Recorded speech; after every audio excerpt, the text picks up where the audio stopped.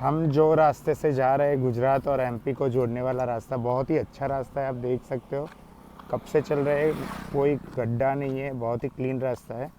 वैसे तो बहुत सारे रास्ते हैं गुजरात और एमपी के बीच में। हमें 3-4 रास्तों के ऑप्शन थे। दूसरे रास्तों पर बहुत सारे गांव भी आते हैं जहाँ पर रुकने की भी व्यवस्था है, चाय पानी नाश्ता सब मिल सकता है, ऐसा था। पर ये हमें थोड़ा ज़्यादा शॉर्ट पड़ रहा था और हम लोग चाय नाश्ते के लिए रुकते नहीं है, तो हमने ये वाला रास्ता लिया।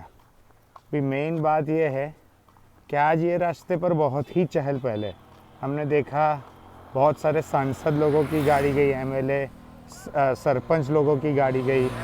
तो कोई बहुत बड़ी शादी हो रही है पीछे गांव में या फिर गुजरात के साइड पर, और सब लोग वहाँ पर जा रहे हैं। उसके साथ कलेक्टर भी गए, पुलिस की भी बहुत सारी गाड़ियाँ गई। तो कोई बड़ी शादी होगी जिसको अटेंड करने के लिए सारे लोग जा रहे हैं।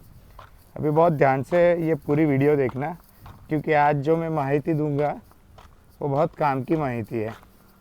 जब हम लोग ने ओमकारेश्वर से चालू की थी यात्रा, तो बीच में सूरपानी के जंगल आए थे जहाँ पर आदिवासी प्रजा रहती है। हमारी ऐसे ही एक लड़के से बात हुई थी, उनकी शादियों को लेके, उनकी व्यवस्था को लेके, समाज की व्यवस्था को लेके। तो हमें जानने को मिला कि वहाँ की शादियाँ बहुत ही अलग तरीके से होती है।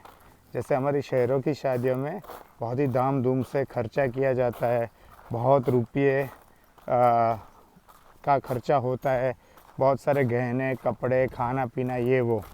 पर यहाँ आदिवासी लोगों में क्या होता है कि लड़का लड़की एक दूसरे को पसंद करते हो या ना करते हो, पर लड़का लड़की को भगा के ले आता है।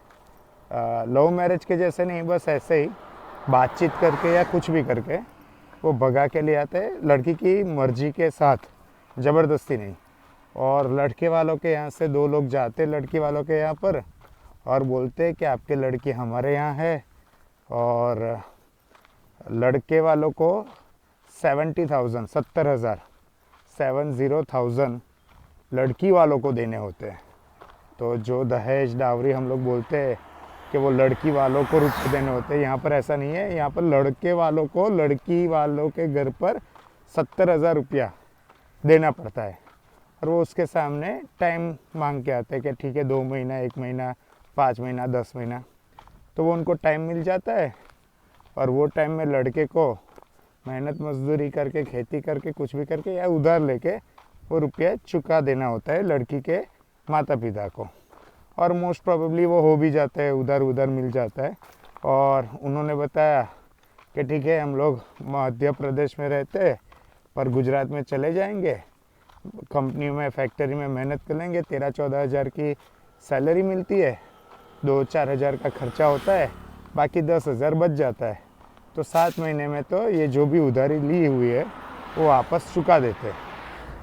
पर यहाँ पर एक बहुत ही बड़ा ट्विस्ट है। अगर लड़का और लड़की दोनों अनपढ़ है तो ये जो रुपये है वो 70,000 ही है।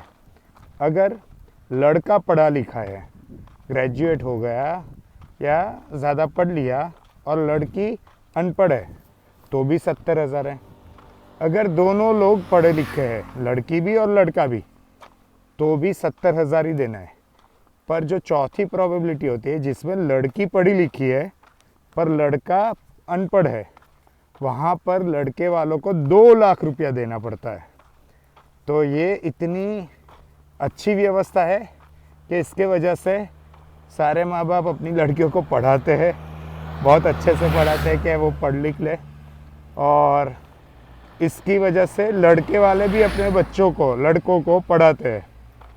क्यों? क्योंकि अगर पढ़ी लिखी लड़की पसंद आई और लानी हुई तो अपना भी लड़का पढ़ा लिखा होगा, तो 2 लाख नहीं जाएगा, 70,000 में ही हो जाएगा। तो ये बहुत ही अच्छी व्यवस्था लगी। अगर कुछ प्रॉब्लम हो गया, लड़के लड़की के बीच में अनबन हो गई या नहीं हो रहा है सेट, और लड़की वापस घर चली गई, या फिर लड़कों वालों ने लड़की को वापस घर भेज दिया, तो कुछ नहीं होता है प्रॉब्लम। पर अगर वो लड़की की दोबारा से शादी होगी तो जो नए पति है उनके साइड से जो 70,000 आएंगे वो उनको लड़के वालों को वापस देना पड़ता है। तो ये भी एक बहुत ही अच्छी डिवोर्स वाला जो हम लोग आजकल कोर्ट में देखते हैं कि आधी प्रॉपर्टी ये वो, तो यहाँ पर उसको भी बहुत अच्छे से हैंडल किया हुआ है। उसके अलावा एक और बात थी कि अगर शादी के बाद दोनों साथ में रहे, लड़की पढ़ी लिखी हो तो छोटे मोटे कामकाज कर लेती है, दुकान डाल देते हैं वो लोग, वो दुकान संभाल लेती है, थोड़े बहुत खेती में भी, या फिर अगर गांव छोड़कर शहर में आना पड़ा और अपने बच्चों का भविष्य, उनकी पढ़ाई को लेके, तो वो पढ़ी लिखी मम्मी अपने बच्चों का भविष्य और अच्छे से कर पाएगी। तो ये भी व्यवस्था है। आजकल शहरों में लड़कियां बहुत ही कम हो गई है, तो बहुत सारे लोग ये एमपी साइड, आदिवासी साइड भी आते हैं, वहाँ से भी लड़की के साथ शादी करके उनको ले जाते हैं। पर एक दो गलत चीज़ें भी है, जिसमें से एक चीज़ ऐसी थी कि यहाँ पर उम्र का कोई वो नहीं होता है, कोई भी उम्र वाला, यानी कि 17-18 साल के भी बच्चे शादी के लिए लड़की को ले आते हैं। तो वो एक चीज़ नहीं होनी चाहिए, वहाँ पर एक एज का रिस्ट्रिक्शन रखना चाहिए ये सोसाइटी, ये समाज में। दूसरी चीज़ के यहाँ पर फेरे बेरे लेने या ऐसी धाम धूम वाली शादियाँ नहीं होती है, बस ले आओ हो गई शादी। तो यहाँ पर आदिवासी जाति जो मध्य प्रदेश में है और ख़ास करके सूरपानी के जंगलों में रहती है, उनकी ऐसी व्यवस्था होती है। तो ये मुझे आपको बताना था, इसके लिए ये वीडियो बनाई थी। अभी